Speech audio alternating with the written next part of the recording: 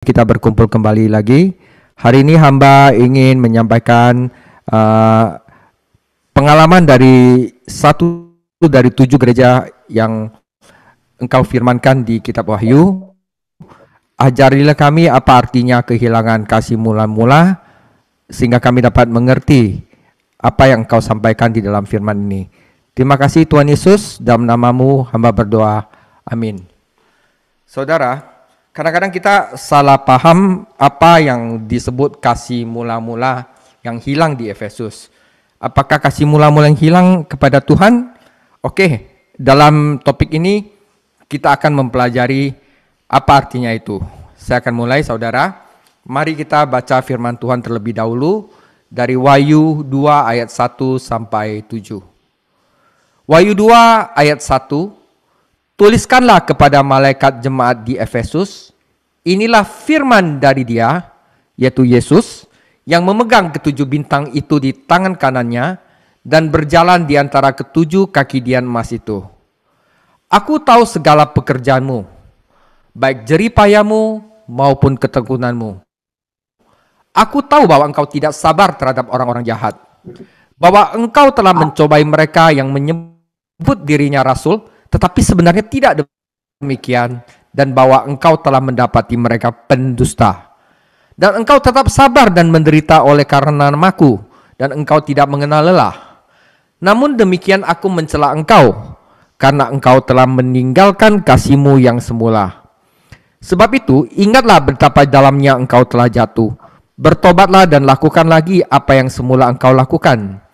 Jika tidak demikian, aku akan datang kepadamu, dan aku akan mengambil kaki dian dari tempatnya jikalau engkau tidak bertobat.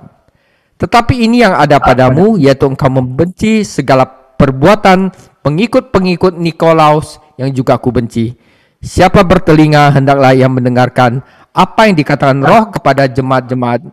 Barang siapa menang, dia akan kuberi makan dari pohon kehidupan yang ada di dalam taman Firdaus Allah.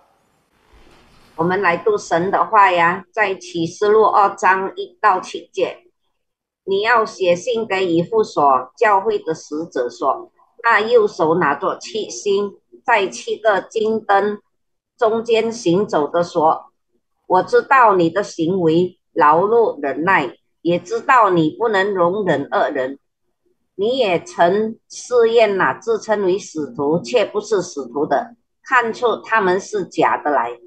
你也能忍耐，成为我的名劳苦，并不乏见。然而有一件事我要责备你，就是你把起初的爱心离弃了。所以应当回想你是从哪里坠落的，并要悔改，行起初所行的事。你若不悔改，我就临到你那里，把你的灯从原处挪去。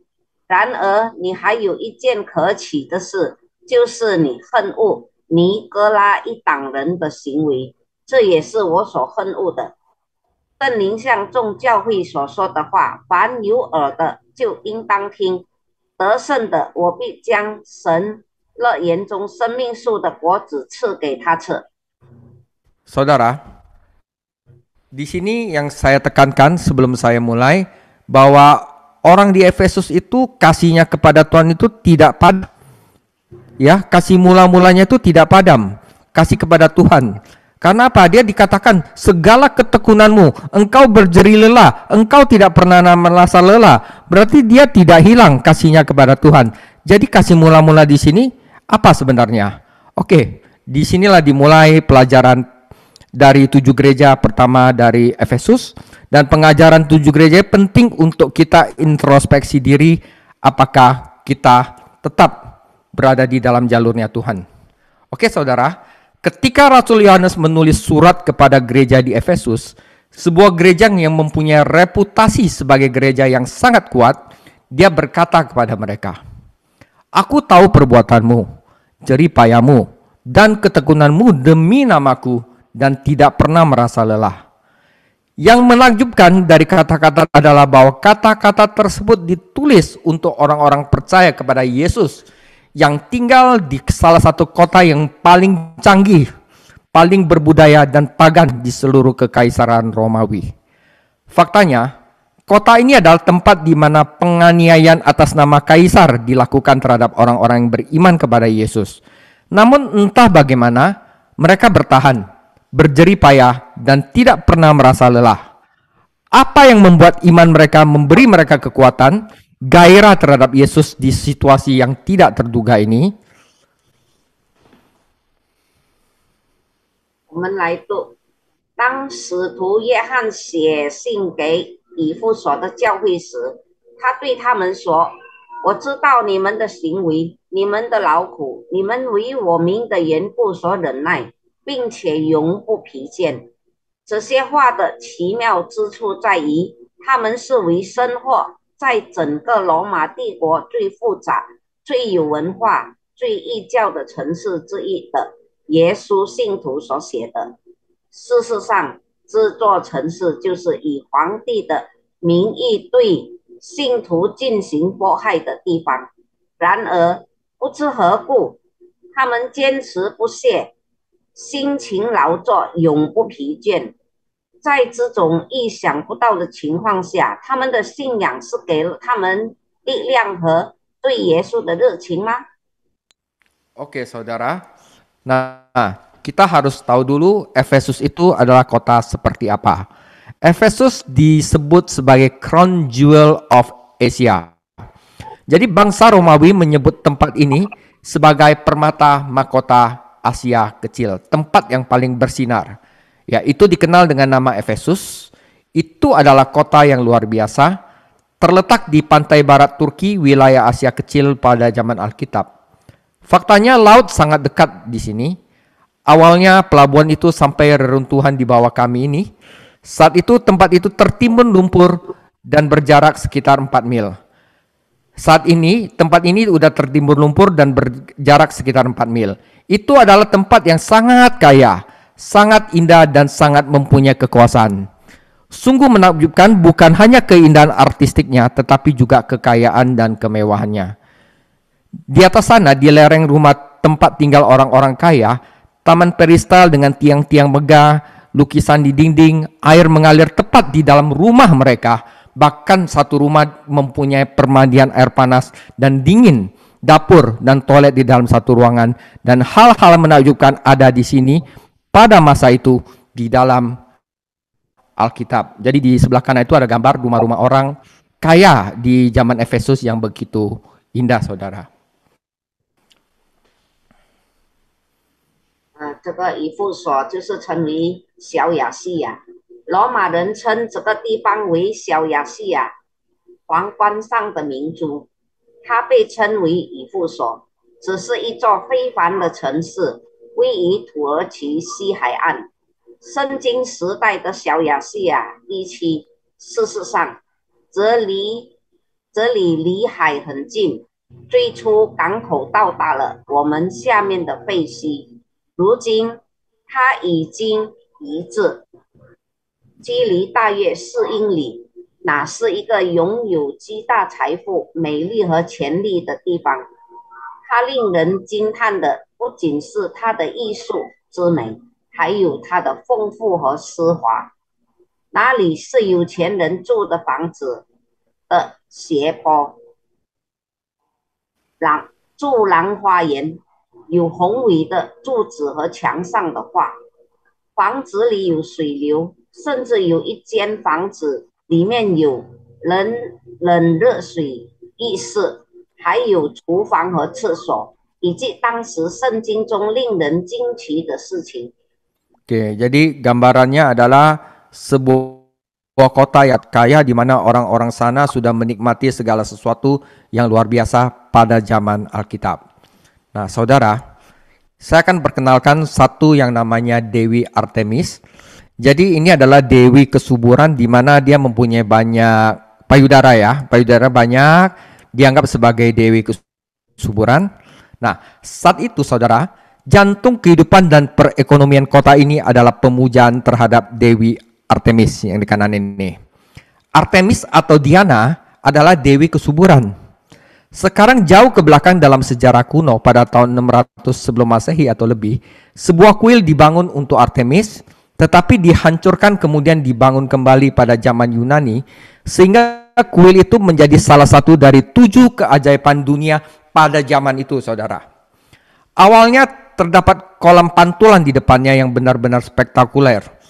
Kuil itu sendiri memiliki panjang 450 kaki, lebar 220 kaki, dan memiliki, saudara, 120 tiang dengan tinggi 60 kaki. Kini sejak awal kota itu menjadi pelindung, pembela, dan pusat pemujaan Artemis. Dalam bahasa Yunani disebut Neokoros.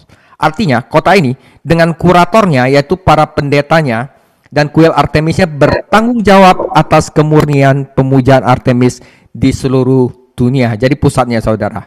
Jadi apapun yang ada hubungannya dengan Artemis harus datang ke sini, karena di sinilah, di Efesus lah, pusat jantung tempat pemujaan Dewi Artemis, saudara.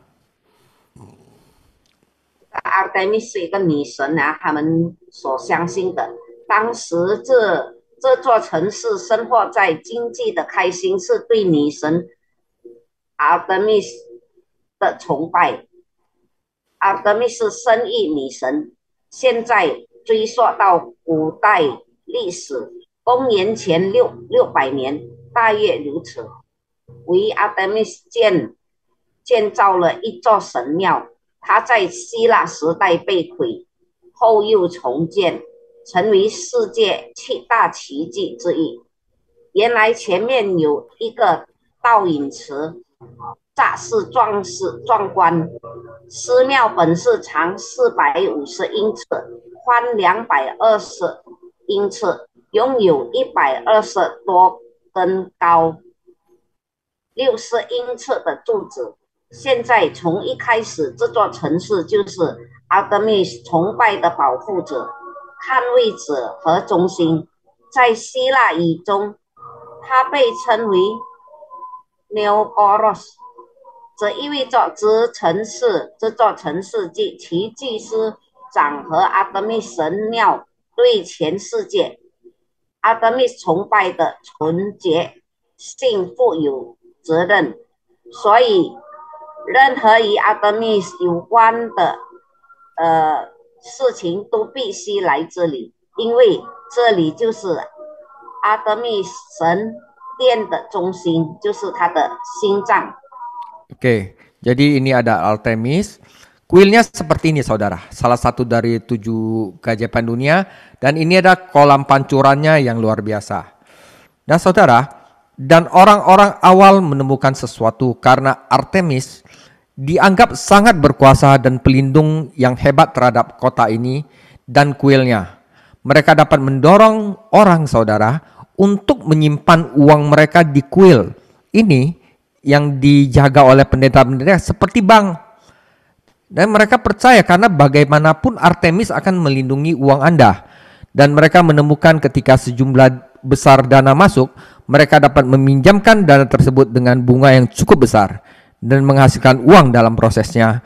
Dan hal itu menjadi kota ini sangat kaya dan menjadi pusat dari ribuan orang yang datang ke sini untuk menyimpan uang atau untuk meminjam uang, tetapi juga sekedar untuk mengakui berkah dari kesuburan Artemis. Jadi istilahnya kang taunya orang ini banyak mereka tersangkut oleh Dewi Artemis ini. Anda dapat memahami bagaimana orang-orang berpikir bahwa Artemis lah yang membuat mereka sukses, berkuasa dan kaya. Dan mereka itu sangat protektif terhadap hal-hal ini. Iman mereka terhadap Artemis ini sudah sangat kuat, saudara. 这个就是阿德米女神的庙呀。那些早期的人发现了一些东西，由于阿德米神被认为非常强大，是全世界其神庙的伟大保护者，因此他们能够鼓励人们像银行一样将钱存入神庙，因为毕竟阿德米神会保护你的钱。他们发现，当大量资金流入时，他们可以以相当高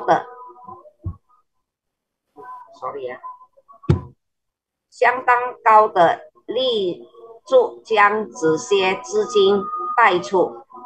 在这个过程中赚钱，致使这座城市变得非常富有，成为成千上万来这里除夕的人的中心。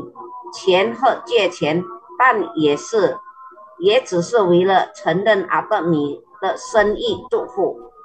你可以理解这些人如何认为阿德米神使我们成功、强大和富有，他们对此非常饱腹。Oke, jadi kita ada gambaran ya tentang Efesus dan dewinya dan cara orang itu mereka memuja Dewi Artemis. Nah, saudara, sekarang saya akan masuk ke iman dalam konteks Yahudi. Kalau kita mikir iman itu, oh saya tetap percaya pada Yesus, saya tetap percaya Yesus. Tapi kalau dalam konteks Yahudi, iman itu lebih dari itu, saudara.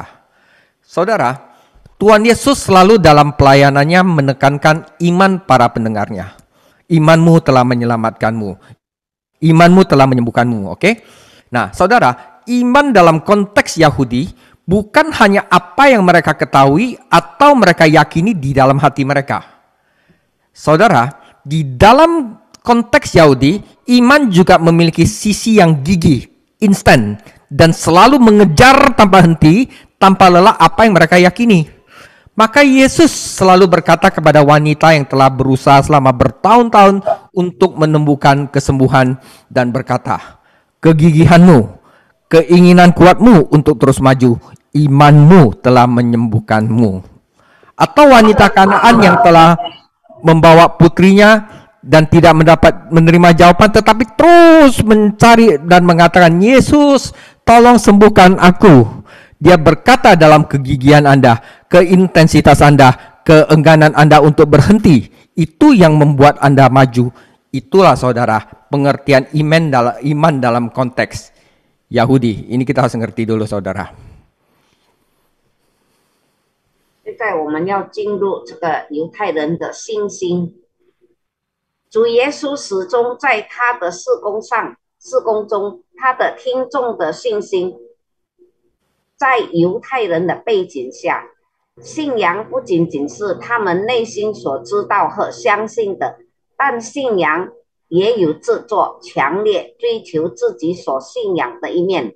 因此，耶稣对那个多年来一直试图寻求质疑的女人说，你的坚持，你继续前进的强烈愿望，你的信心已经医治了你，治愈了你。或者迦南妇人带着她的女儿，并没有接受机戒，而是不断寻找方法说，耶稣请医治。他说，你的坚韧，你的强度，你的不放弃，让你坚持了下来。 Oke, jadi kita harus ngerti bahwa iman itu bukan, oh saya percaya Yesus, tetapi apa? Dengan gigih tetap untuk mencari dan mengejar Tuhan Yesus. Oke, nah saudara, kita lihat kegigihan Paulus. Dan inilah Paulus, orang Yahudi, mungkin Saulus ya, yang kata sebelumnya, Paulus dididik dalam Taurat, berpengetahuan luas tentang kitab suci, dan sangat bersemangat tentang Yesus, menjadi pusat fokus Artemis ya. Dia menjadi pusat fokus untuk melawan Dewi Artemis di Efesus. Paulus tiba di sini pada akhir perjalanan misionaris yang kedua dan juga pada perjalanan misionaris yang ketiga. Nah, Paulus datang ke kota ini dan pertama-tama dia pergi ke sinagoga. Dan hal ini masuk akal karena itulah orang-orang dia kenal. Itulah tradisi yang dia kenal. Dan dia tahu kitab suci. Akhirnya apa? Dia mulai mengajar dan menunjukkan kepada mereka dari Taurat, dari kitab para nabi, dari tulisan-tulisan bagaimana seharusnya mereka hidup. Apa moralnya? Apa yang tidak bermoral? Saya yakin Paulus juga mulai bercerita tentang mereka, tentang Mesias, yaitu Yesus, saudara. 我们来看保罗的坚持，只是保罗，这是犹太人扫罗，你用希伯来语说，他受过波拉的教育，对圣经知识渊博，对耶稣充满热情，成为阿尔的 Artemis 的中心焦点。保罗在他的第2次传教旅程结束和第3次传教旅程中到达这里。现在保罗来到这个城市，首先去了会堂，只是有道理的，因为哪些人是他认识的人，哪些是他认识的传统，他也认识圣经。他开始从托拉先知著作中教导和指示他们应该如何生活，又有什么道德意义，什么是不道德。我相信他也开始向他们讲述弥赛亚，就是耶稣。Oke, saudara. Alkitab memberitahu kita setelah beberapa bulan, Paulus meninggalkan sinagoga dan pergi ke satu tempat ruang pengajaran tertentu di Tiranus, saudara. Nah, di sana, saudara, Paulus selama 2 tahun membuka pendalaman Alkitab setiap hari, saudara, bukan seminggu sekali. Setiap hari katanya dia menyampaikan kabar baik. Faktanya, saudara, Paulus mengucapkannya dengan begitu bebas dan kuat sehingga seluruh Asia, kata teks tersebut, mendengarnya. Dan dia sama sekali tidak menyesal bahwa ini adalah kebenaran. Dan dia sangat nyaman menampilkannya di area publik. Dia tidak menghabiskan waktunya menurutku terlalu banyak menyerang pandangan orang lain. Dia pergi begitu saja dan mengatakan kebenaran dengan polos, tanpa rasa malu. Dan saya berpikir dalam hati, betapa seringnya saya ragu dan malu untuk mengatakan kebenaran seolah-olah kebenaran orang lain jauh lebih besar karena bersifat ilmiah dan dapat dukungan akademika atau gelar ini atau gelar itu, dan yang saya miliki hanyalah firman Tuhan. Oke, saudara. 我们来看保罗的教导呀。圣经告诉我们，几个月后，保罗离开会堂，来到Tiranus 的一个讲堂。2年来，他每天他说的每一天都先讲好消息。事实上，他的讲话如此自由而有力。文本称整个亚洲都听到了，而且他绝对不后悔，只是事实。他很乐意在公共场合展示他。我认为他并没有花时间过多地攻击别人的观点，他只是毫无羞耻的继续说真话。我心里想，我常常犹豫和不好意思说出真相，好像其他人的智慧和真理要伟大得多。因为它是科学的特质，得到了学术界和哪个学位的支持，而我所拥有的就是神的话语。Ya, saudara. Dan inilah kebenarannya. Mereka, saudara, memang mempunyai hak untuk bersaing di pasar dengan kebenaran lainnya. Dan menurut saya, itulah iman yang telah kita bicarakan yang ditanamkan Yesus pada pengikut mula-mula. Ya, setelah 2,5 tahun Paulus mengajar, saudara, dia menghadapi masalah besar. Dan Anda tahu, seseorang yang menyampaikan kebenaran itu harus mempunyai implikasinya. Dan orang-orang di kota itu, saudara, setelah 2 tahun Paulus mengajar, mulai menyadari bahwa jika kebenaran yang Paulus sampaikan adalah sebuah kebenaran. Nah, saudara, implikasinya adalah terhadap orang-orang yang sebelumnya percaya kepada Artemis, yang mereka begitu protektif terhadap iman mereka, terhadap uang-uang mereka di Artemis. Anda bisa membayangkan Paulus menggaruk kepalanya dan berkata, "Maaf, harus mengatakan ini padamu, tetapi Artemis hanyalah isapan jempol dari imajinasimu." Jadi saudara, Demetrius adalah pengrajin patung Artemis yang menjual perak Artemis kepada orang-orang. Jika misal kebenaran ini Paulus sampaikan, maka dia tidak laku lagi, dia punya patung. Jadi Demetrius tentu memutuskan bahwa apa yang Paulus katakan mengancam seluruh kepercayaan pada Artemis, yang kemudian mengancam seluruh perekonomian dari Efesus ini. Jadi kebenaran mengancam ke seluruh perekonomian semua ini. Implikasi dari kebenaran ini merusak seluruh gaya hidup di Efesus, saudara. 我们来看保罗和阿德米神，只是事实，他们他们有钱在市场上与其他真理增进。我认为这就是我们一直在谈论的耶稣灌输给他早期追随者的信仰。2年半后，他遇到一个大问题，因为你知道真相是有影响的。这个城市的人们开始意识到，如果保罗所传达的真理是真理，那么他实际上是在贬低他们的真理。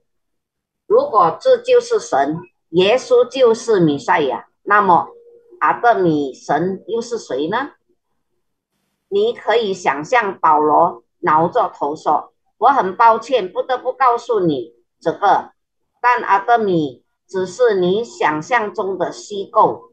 因此，某个迪米丢里认为保罗所说的话威胁到了对阿德米神的整个信仰，进而威胁到整个事情的整个经济。这个真理的影响毁了他们整个生活方式。” Ya, saudara. Sejarah mengatakan, seseorang Demetrius berkata kepada orang-orang, orang ini, yaitu Paulus, mengajarkan bahwa Tuhan kita bukanlah Tuhan. Jadi saudara, kerumunan orang berkumpul, bergegas ke dalam satu teater atau yang kita namakan amfiteater di sana. Kita tahu zaman dulu bahwa secara rutin di kota ini Artemis mengadakan suatu prosesi, ya, prosesi para pendeta Artemis. Di belakang mereka semua pendeta tingkat rendah, di belakang mereka adalah seorang merayakan, penjara dan semua orang berada di kota untuk menyaksikan prosesi pengagungan Artemis. Mereka datang dari sudut jalan melalui gerbang Magnesia sampai ke sini melalui tepian disebut Basilika. Mereka akan melewati sebuah bangunan disebut Prytaneum. Di sana Anda melihat kolam besar berdiri di sana. Prytaneum adalah tempat penyimpanan api suci Efesus. Ini seperti balai kota, saudara. Api suci ada kesaksian mereka tentang siapa yang dianggap oleh kota mereka sebagai pelindung mereka. Dalam kosong kami percaya, kata api, saudara. Jadi mereka itu benar-benar keseluruhan kota itu udah terpaut sama Efesus. Dan ketika Paulus mengatakan kebenaran bahwa Yesus adalah Mesias, bahwa Artemis adalah Tuhan yang bukan Tuhan, maka sebenarnya Paulus itu sedang menghancurkan seluruh budaya dan gaya hidup mereka, saudara.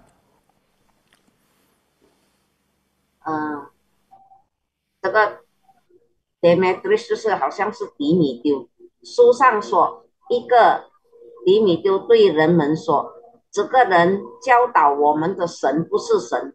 于是一群人聚集起来，冲向那里的妓院。我们从远古时代就知道，阿德米女神定期在这座城市举行游行。阿德米的祭司在他们的身后，全是低价祭司，在他们的身后是所有的庆祝者、朝圣者，以及所有在城里见证阿德米的人。他们会绕过拐角，穿过马格尼西亚之门，一路穿过被称为大教堂的壁架。他们将经过那里一座名为 Prytaneum 的建筑，你可以看见前面有2根柱子。Prytaneum 就是以弗所圣火的储藏室，它就像一个市政厅。圣火证明了这座城市将谁视为他们的保护者。我们相信空字火字。 Saudara, jadi ini sebagai satu gambaran aja. Nah, ini amfiteaternya saudara. Mereka nanti prosesi melewati Prytaneum, akhirnya mereka kumpul di amfiteater ini yang dapat menampung 25.000 orang yang memuja Artemis saudara. Oke. Nah, kini para ahli bertanya-tanya apakah Paulus tidak mendapati dirinya berada di tengah-tengah prosesi seperti itu. Karena ketika Demetrius menyebarkan berita bahwa Paulus telah merusak seluruh bisnis, kerumunan orang berbondong-bondong masuk ke dalam amfiteater. Nah, sekarang Anda harus melihat teater itu yang sebelah kanan, ia dapat menampung 24.000 sampai 25.000 orang dan itu tersebar dalam 3 tingkatan. Ada panggung yang indah, akustiknya luar biasa, pemandangannya spektakuler. Bayangkan tempat itu dipenuhi 25 orang dan semuanya berseru serempak, "Hebat Artemis, hebat Artemis, hebat Artemis," saudara. Akhirnya masa itu ditenangkan mengadakan protes terhadap Paulus dan dilakukan beberapa orasi dan wali kota akhirnya berkata, "Hei Paulus, kamu akan mendapatkan masalah. Jika kamu membuat kerusuhan, orang-orang Romawi akan datang dan merampas dewi kami, kota kami dan kebebasan kami." Jadi Paulus melarikan dirinya dengan nyawanya. 我们看这个右边的就是 amphitheater， 就是好像戏院一样。学者们现在想知道保罗是否发现自己处于这样一个游行队伍的中间，因为当的米特里传播保罗毁了整个生意的消息时，成群结队的人涌入剧院。现在你们必须去哪个剧院看看，可容纳24千和25千人。它分布在3个层次上，有一个美丽的舞台，音响效果令人惊叹，景色非常壮观。想象一下，这个地方挤满了25,000人，所有人齐声喊道：“伟大的阿德米斯，伟大的阿德米斯，伟大的阿德米斯！”人群终于平静下来，并发表了几场演讲。市长最后说：“嘿，你会麻烦了。如果你骚乱，罗马人就会来夺走我们的女神，我们的城市和我们的自由。”于是保罗保住了生命。 Oke, saudara. Saudara, keberanian Paulus adalah kasih. Jadi saudara, ini saatnya kita merenungkan. Saya sering berpikir dalam hati saudara. Sekarang ini saudara, kapan terakhir kali saya menyampaikan kebenaran dengan begitu penuh kasih, begitu jelas, tanpa rasa takut, sehingga dampak dari kebenaran itu adalah suatu pelanggaran, saudara. Jadi bagaimana saya bisa menyampaikan suatu kebenaran yang akhirnya menjadi suatu pelanggaran, dan orang-orang menjadi sangat bersemangat sehingga meneriakkan saya, "Agunglah Artemis dari Efesus," selama 2 jam. Ya, mungkin dalam zaman ini beda, saudara.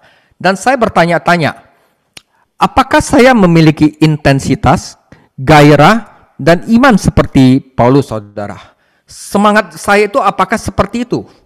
Dan pemikiran lain yang saya miliki adalah ketika Anda berbicara tentang Tuhan dan Yesus, itu selalu ada implikasinya, selalu ada efeknya. Memang saya tidak perlu merendahkan serta menyerang orang lain. Yang perlu saya lakukan hanyalah mengatakan kebenaran. Dan implikasi dari kebenaran ini itu sangatlah kuat, saudara. Maka Paulus dengan keberanian yang kuat menghadapi perlawanan yang kuat. Dan saya menghormati dia dan kelompok kecil orang percayanya.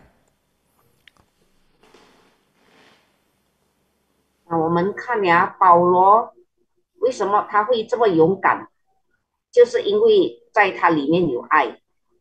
我心想，我最后一次如此充满爱意，如此轻视，如此无所畏惧地讲出真理是什么时候？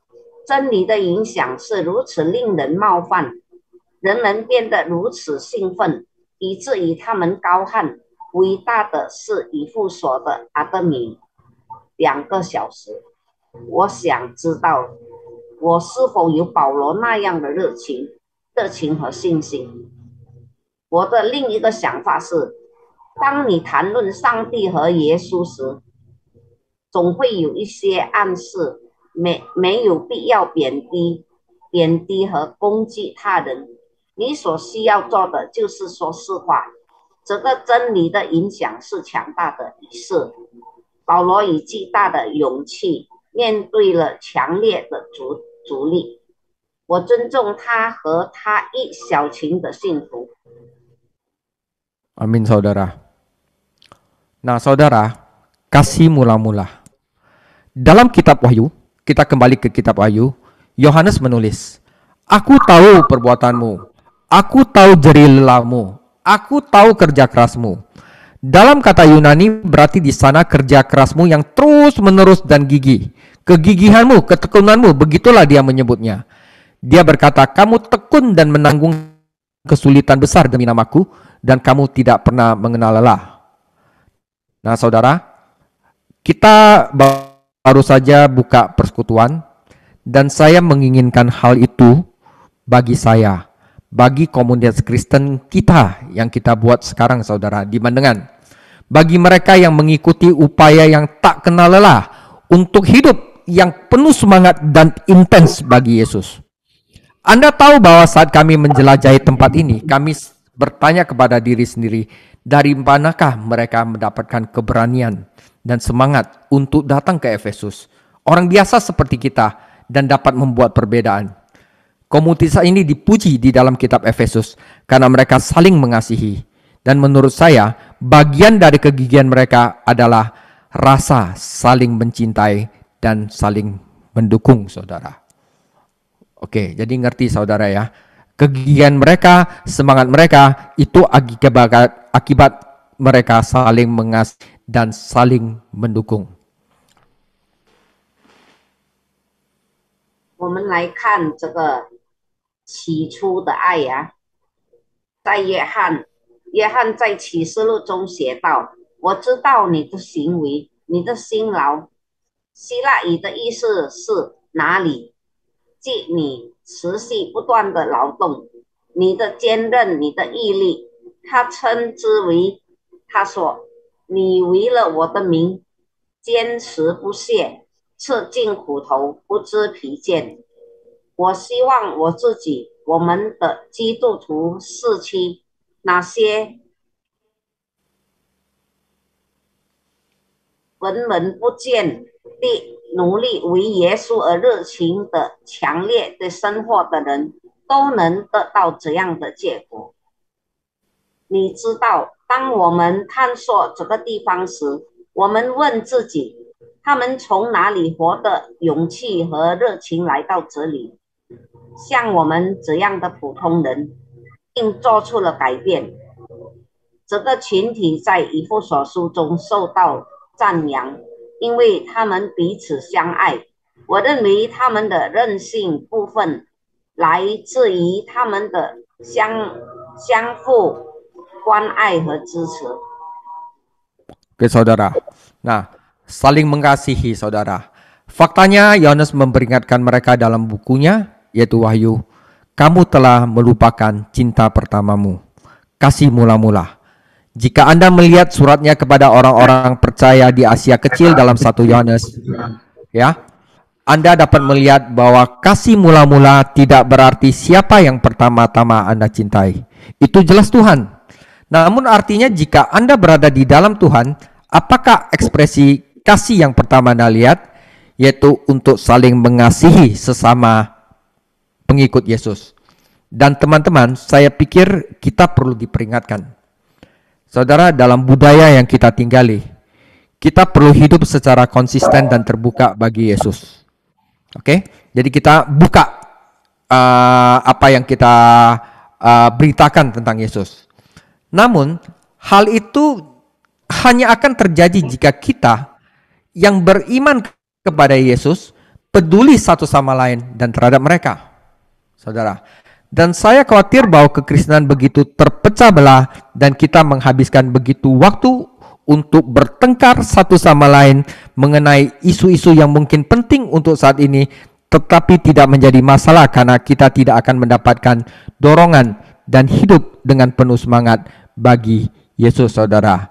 Nah, jadi kasih mula-mula di sini ekspresinya adalah bukan kasih mula-mula terhadap Yesus, tapi karena apa? Mereka tetap percaya kepada Yesus, tetapi kasih mula-mula di sini adalah kasih mula-mula terhadap sesama manusia, yaitu peduli satu sama lain yang ternyata dapat membangkitkan keberanian untuk menyatakan kebenaran demi Yesus Kristus, saudara.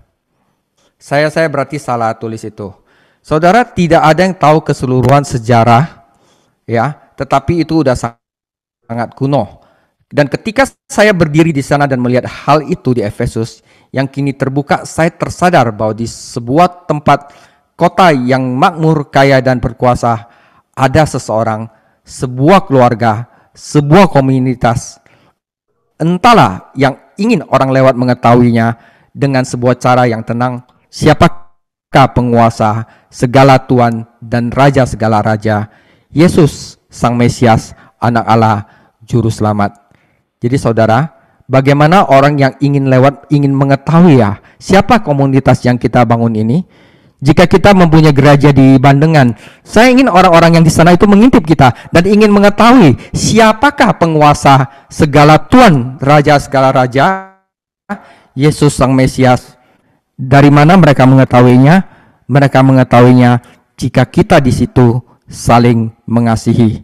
Jika kita di situ mempunyai kasih yang sama terhadap Yesus. Jadi bagaimanakah kita akan bersaksi bahwa dasar kehidupan kita adalah Tuhan di atas segala Tuhan dan Raja di atas segala Raja? Bagi saya, saudara, itulah pesan dari Efesus, di mana kasih kita terhadap sesama itu harus kita limpahkan agar orang-orang di kota yang sangat kaya pun, di sebuah keluarga, mereka ingin tahu siapakah Tuhan kita, yaitu Tuhan Yesus, saudara. 没有人知道它的全部历史，但显然它非常古老，甚至可以追溯到约翰时代。当我站在那里看着它，现在它已经打开时，我突然意识到，在这个繁荣富裕、强大的城市里某个地方，有一个人，有一个家庭，一个社区，我不知道。他们想让路人知道这件事，冷静，不引人注目。谁是万主之主，万王之王？耶稣是弥赛亚，神的儿子，救世主。我们如何见证我们生命的根基是万主之主，万王之王？对我来说，这就是以弗所书的信息。Kita doa tutup ya. Suaranya Aisara ke mute. Oh ya, udah. Ya, kita doa ya。亲爱的天父上帝，主耶稣，亲爱的圣灵，我们实在满心感谢赞美你的恩典。主啊，感谢你今天借着你的仆人张老师能够向我们传讲你的信息。主啊，让我们不失去起初的爱心。主啊，借着这个爱心，让我们人与人之间能够彼此相爱，让我们也可以借着这个爱来传福音给还没有信你的人。主耶稣，谢谢你，主，这个时候我们特别为着张老师要向这个泰国的人来传福音。主，求你开路，求你的圣灵打开他们的心。主啊，让你的话语，让你的爱可以进入他们的心中，让他们也可以接受你，成为他们个人的救主。主耶稣，谢谢你。这个时候我们已经结束我们这个查经的中文的小组。主啊，求你祝福每一个弟兄姐妹，让他们身心灵健康，让他们在晚上都有好眠好睡，让每一天明天仍然能够奔跑前面的道路。感谢你，我们再一次将这样的祷告感谢祈求是奉主耶稣基督的名求。 Mari 阿 kita 门。 angkat tangan. Berkat dari Allah Bapa, Allah Anak, dan Allah Roh Kudus, dan semoga kita terpelihara sempurna, baik jiwa, roh maupun tubuh kita tak bercacat sampai kedatangan Tuhan Yesus kedua kali. Kasih karunia Tuhan Yesus selalu menyertai kita dan menguatkan kita. Mari kita sama-sama katakan amin.